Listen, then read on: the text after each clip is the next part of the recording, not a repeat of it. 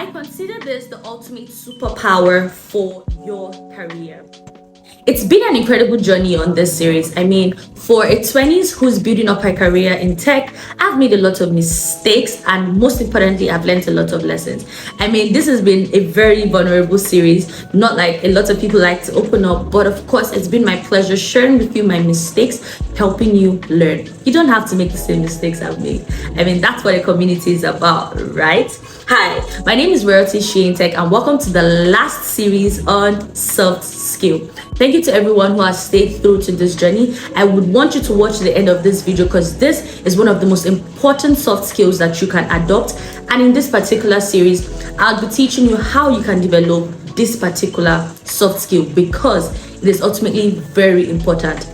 Today we'll be talking about emotional intelligence. What is emotional intelligence? Emotional intelligence is your ability to recognize and understand your own emotions. Second off, be able to manage and regulate those emotions. Thirdly, recognize others' emotions. And fourthly, navigate relationships effectively. You see the tier of how it comes down. You first have to be able to recognize and regulate your own emotions. You first have to be able to manage your own emotions. Then you'll be able to now recognize others people's emotions and navigate relationship effectively. Remember that in career and in your job space, you're not working with yourself alone, but you're working with a group of people, and a lot of people have different characters, different perspectives, different ideologies, and different patterns to doing things. So you can't come off as irritated or angry every time your teammates doesn't follow through in a way you expect them to follow through. Why? Because they don't respond to emotions the same way you're able to. So you need to first off be able to manage your own emotions, not show off anger or frustration. I have a series on frustrations as a PM. I think you should watch it. It would teach you how I've been able to learn how to not be frustrated working as a 20s as PM in my current role. And this has helped me because it not only built my career but also my personal life. I no longer feel irritated or frustrated at people at the first go because I've been able to regulate, understand, and manage my emotions, that they don't see my frustrations, they don't see my anger.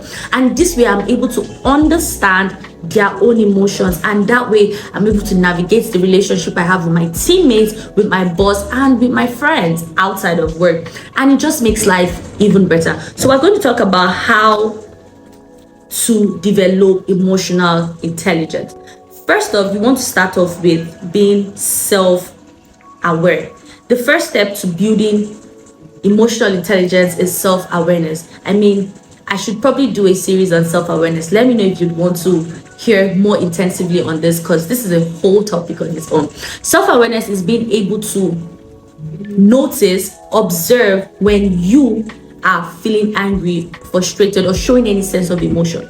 So imagine you're at work, right? And you're on desk and you're working, and one of your colleagues from work comes and slams a workload on your table, and you didn't like that. Of course, you're not going to show that immediately, especially if it's a senior employee, someone above your rank. You're not going to come and squeeze your face and be like, I'm so angry, why did you slam that on my table?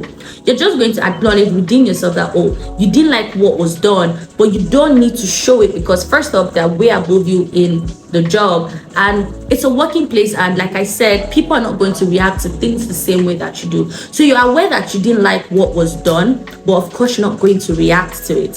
So being self-aware that you know that what was done is not good. It's not like you're not denying how you feel about certain things. You're being aware. Or when you're overworking yourself and you feel tired, you're aware that, oh, I'm actually tired and I need to take a break. The second way to building up emotional intelligence is self-regulation. So immediately that friend or colleague, senior colleague, dropped that workload on your table and maybe it slammed your table, instead of you responding immediately, you took about 5 minutes to calm your emotions and say, oh, thank you for the workload, but maybe you would have just dropped it a little bit calmer next time. That way you were able to regulate your emotion. If immediately that they did that, you looked at them and shouted, oh, why did you do that? Darling, you're gonna lose a job.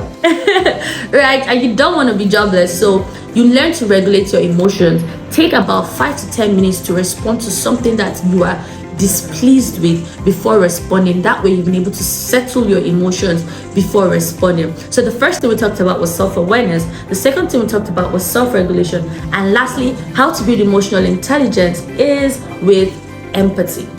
So remember when you were new at job and you had to learn a lot of things on the go, and now there's a new intern or a new junior staff, maybe now you're a mid-level PM, and there's a new junior PM who's also learning or trying to navigate all of the same things you've been able to navigate.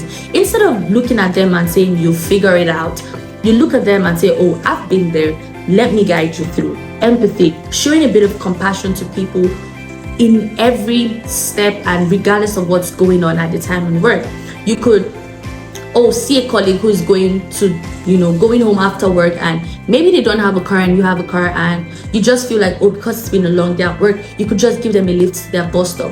Empathy is one of the most important skills. Literally, some jobs will literally specify that you need to be an empathetic person to be able to work with them, especially when you're working with cross-national and international firms, maybe remotely or even physically. You have to be empathetic, and this is how you can build emotional intelligence. Remember, your IQ could get you the job, but your EQ, emotional intelligence, can get you promoted, because these are the things that your hiring manager, these are the things that your managers, your bosses, they're actually looking out for all these things.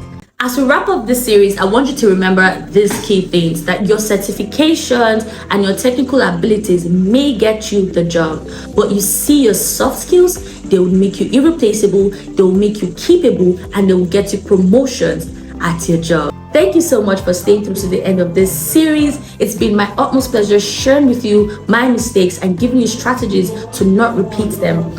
If you want more, just let me know in the comment section. Maybe we can make something work, right? But thank you so much to every new follower who joined us on this journey, everyone who liked, everyone who shared, everyone who left a comment. See you on our next video.